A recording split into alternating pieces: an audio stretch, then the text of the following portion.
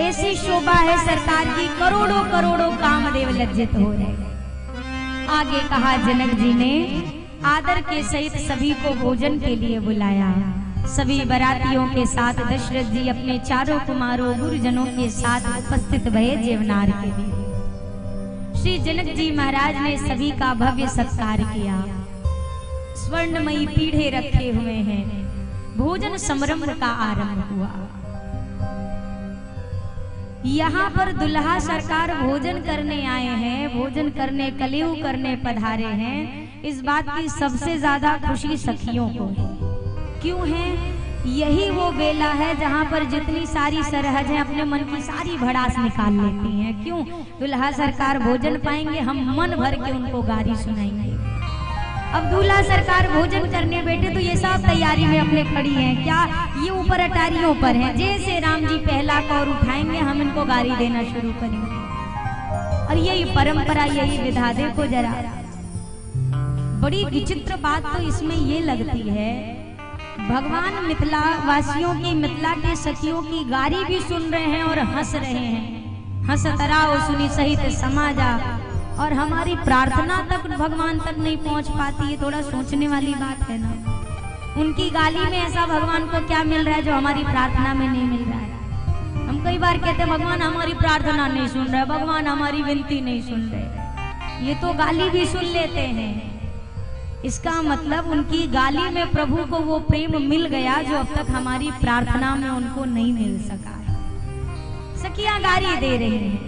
अभी शुरू नहीं किया, सोच रहे कि पहले ठाकुर जी भोजन शुरू करें तब तो गारी देंगे, कौर तो उठाएं। हुआ क्या, मेरे रघुनंदन के मुखमंडल पर मोर लटक रही है। मोर की लड़ियां जो ब्याह के समय लगाई जाती हैं, दूल्हे के सिर पर मोर शोभित होता है।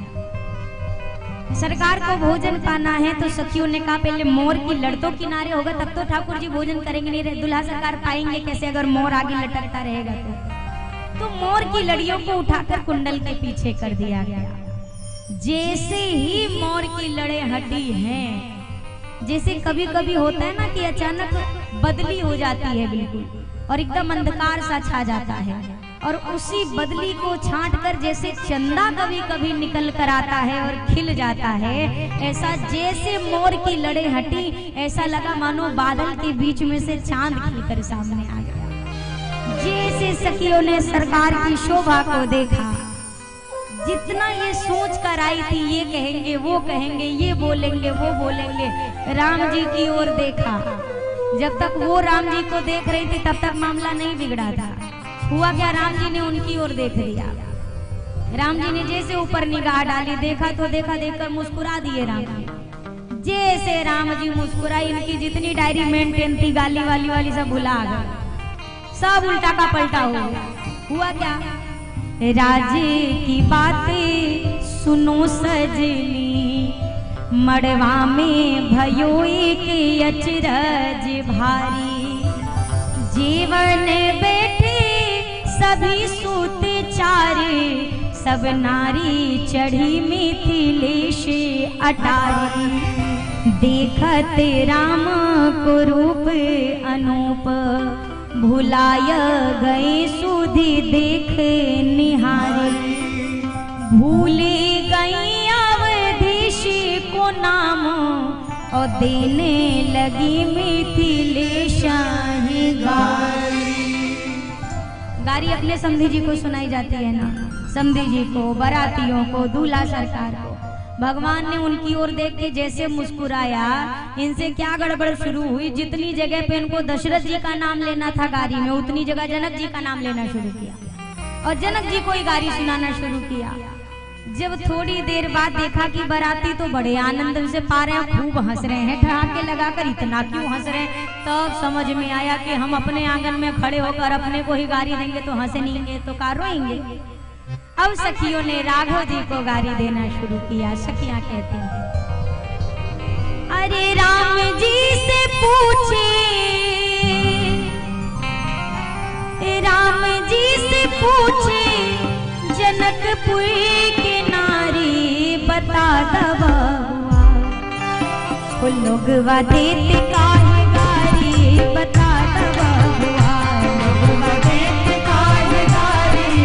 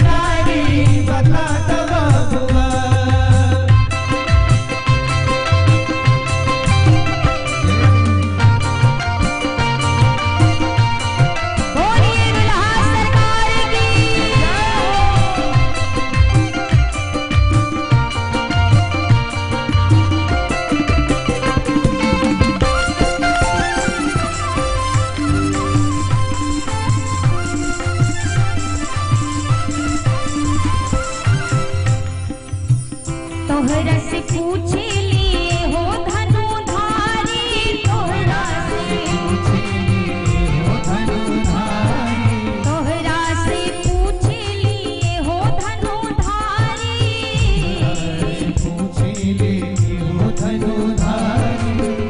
कोई भाई गोरे काहे, कोई भाई गोरे काहे, दुई काहे कारी बता दब, लोगवा देत काहे गारी बता दब, लोगवा देत काहे गारी बता दब।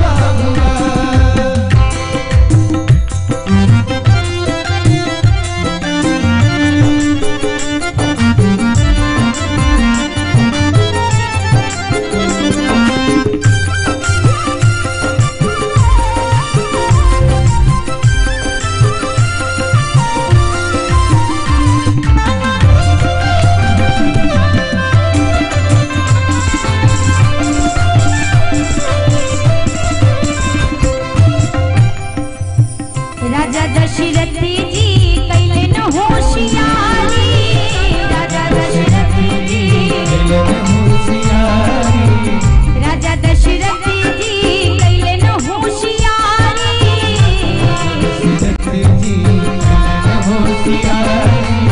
एक ही पुरुष में, एक ही पुरुष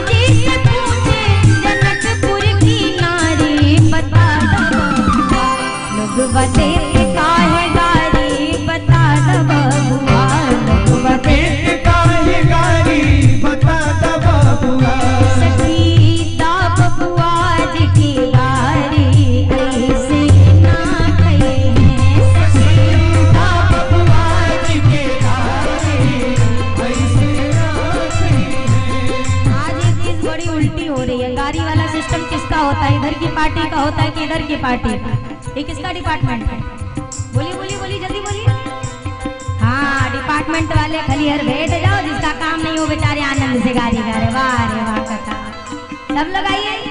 सखी दा बबुआ जी के गारी ऐसे ना कहिए, सखी दा बबुआ जी के गारी ऐसे ना कहिए, वो दुल्हा आई ससुरारी ऐसे ना कहिए, दुल्हा आई ससुरारी ऐसे ना कहिए। पहली गारी लाइन के पिताजी की, पहली गारी लाइन के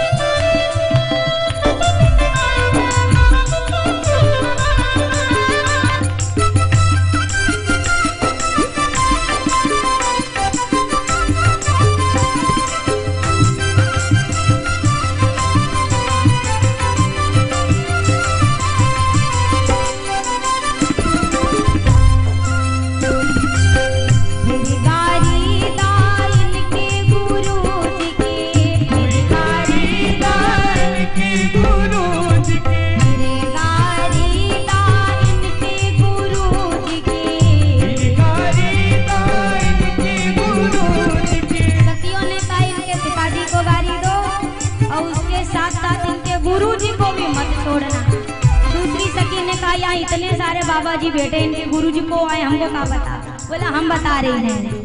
वो जिनके पाकल पाकल लंबी दाढ़ी ऐसे ना कहिए, जिनके पाकल पाकल लंबी दाढ़ी ऐसे ना कहिए, बबुआ जी के गारी ऐसे ना कहिए, सखीरा बबुआ जी के गारी ऐसे ना कहिए, सखीरा बबुआ जी के गारी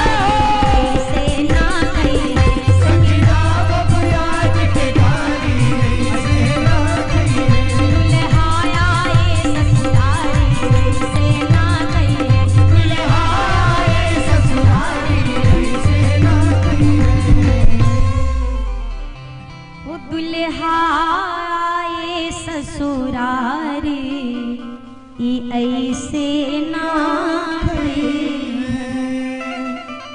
सखियों ने खूब गारी सुनाई है, बड़े आनंद के साथ यह विधि भी संपन्न भई। कहते हैं 6 महीने तक बारात मिथिला में रुकी रही।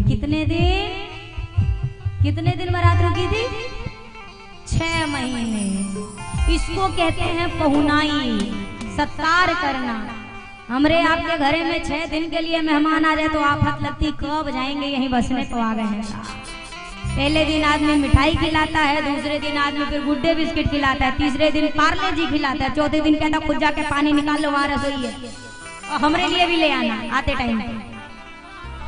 मेहमान नवाजी कहो या पहुनाई कहो या सत्कार कहो तो मिथिला से सीखे। मिथिलापुर वासियों ने ऐसी पहुनाई करी, जब जब बारात विदा होने की बात करें तब तक ये लोग कहने लगे, जनक जी के लगता है हमारे सत्कार में कोई कमी आ गई, इसीलिए आप जल्दी जल्दी जाना चाहते हैं। अब दशरथ जी सुनते ही मौन हो जाए, क्या जवाब दे, क्या उत्तर दे। करते करते 6 महीने तक बारात होती। 6 माह के उपरांत बारात लौट करके आई है श्री अयोध्या धाम में। एक हमारे यहाँ बड़ी सुंदर बात कही गई, अतिथि।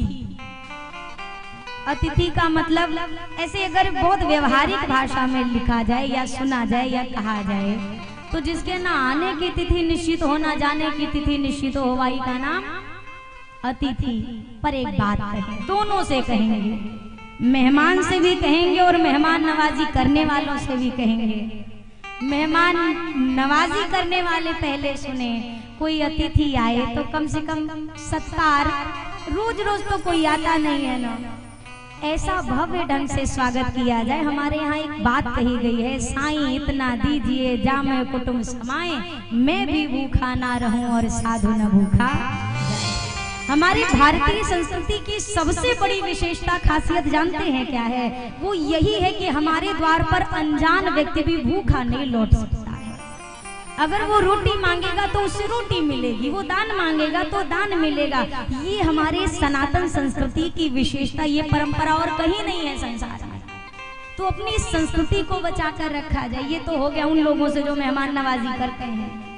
अब जो मेहमान बनते हैं उनसे भी मेरी एक प्रार्थना, मेहमान नवाजी के लिए उतने ही दिन के लिए जाइए जितने दिन तक आपकी गरिमा, आपकी मर्यादा बनी रहे। कवि गंग की कही हुई एक बात है, कवि गंग ने कहा, प्रीति घटे परदेश बसे और मान घटे नित ही नित जाए। कवि गंग कहे, सुनो शाह अकबर, पाप घटे हरि के गुण गाए। कवि गंग ने कहा, प्रीति घट जाती है कब? ज्यादा दूर रहने से प्रीति घट जाती है। प्रीति घटे परदेश बसे, बहुत दूरी बना लेंगे तो प्रेम समाप्त हो जाएगा। अब आप कहो तो हम ज्यादा नजदीक रहेंगे तो प्रेम ज्यादा बढ़ेगा। बोला नहीं नहीं नहीं नहीं, मान घटे नित ही नित जाए। नित्य प्रति जब आप किसी के घर अतिथि सत्कार कराने अपना पहुंच जाएंगे तो धीरे धीरे आपका मान घटने लगता है। इसीलिए दोनों बातों पर विशेष ध्यान रखा जाए। अतिथि सत्कार करने वाले अपने भाव से अतिथि का सत्कार करें, पर अतिथि बनने वाले भी इस बात का स्मरण रखें कि हमें कितने दिन के लिए अतिथि बन के जाना। दोनों बातें हैं। बात ये चल रही है, ये मिथिलांचल की है, ये मिथिला की है। वहाँ के तो पहुनाई को शब्दों में नहीं बांटा जा सकता है। बारात लौट करके आई है, भव्य ढंग से सत्कार किया गया बारात का। तीनों मैया ने भव्य आरती उतारकर अपनी चारों पुत्र वधुओं को रनिवास में प्रवेश दिया। हमारे यहाँ आज भी एक परंपरा चली आ रही है, जब नई पुत्र वधू आती है तो बहू की मुंह दिखाई करी जाती है। आज भी ये परंपरा इधर भी होगी ना, मुंह दिखाई करते हैं प्रथम मुख दर्शन में, कुछ भेंट देते हैं।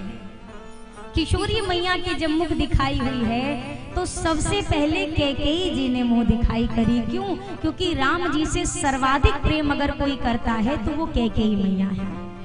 कैकेयी मैया ने किशोरी जी को मुंह दिखाई के तौर पर कनक भवन प्रदान किया। आप में से जो लोग अयोध्या धाम गए होंगे वहां पर कनक बिहारी सरकार है, अगर आपने दर्शन किया होगा। ये कनक भवन सोने का भवन कैकेयी मैया ने उपहार के तौर पर वैदेही जी को दिया था। तदुपरांत सुमित्रा जी ने चूड़ामणि प्रदान की। बारी आई है कौशल्या मैया की। कौशल्या मैया को मुंह दिखाई करनी है, पर माँ को कुछ समझ में नहीं आ रहा है कि मैं मुंह दिखाई में क्या प्रदान करूं। खोजी आई कौशल्या विचारी बड़े हौसला से, पर बहु अनुरूप कोई वस्तु ना लखाई। लागी चित चिंता क्या दीजिए निछावर में, अज सिया से बहू को नेग परी कठिनाई। कछु नहीं पाई तहाँ सिए समुताई जोग, तब निकट बुलाए नील मणि रघुराई। हाथ रघुनाथ गही दीनों सिए के हाथ माही, ये ले बहू यही तेरे मुंह की दिखाई है। कौशल्या माँ ने त्रैलोक्य में ढूंढा कि अपनी पुत्र वधू को मुंह दिखाई में क्या दूं, कुछ नहीं मिला। फिर कौशल्या मैया को विचार आया, सबसे अनमोल मणि तो मेरे अपने पास है, मेरा राम। कौशल्या मैया ने अपने नीलमणि राघव को निकट बुलाया, राम जी का हाथ लिया, माँ वैदेही के हाथ में दिया और कहा, पुत्र वधू ये रही आपकी मुंह दिखाई, आज से हमार लल्ला आपका हुआ। और राम जी को ही मुंह दिखाई में किशोरी जी के हाथों में मैया ने सौंप दिया। इसी विवाह उत्सव की सुंदर दिव्य गाथा के साथ गोस्वामी जी ने श्री बालकांड को विश्राम दिया।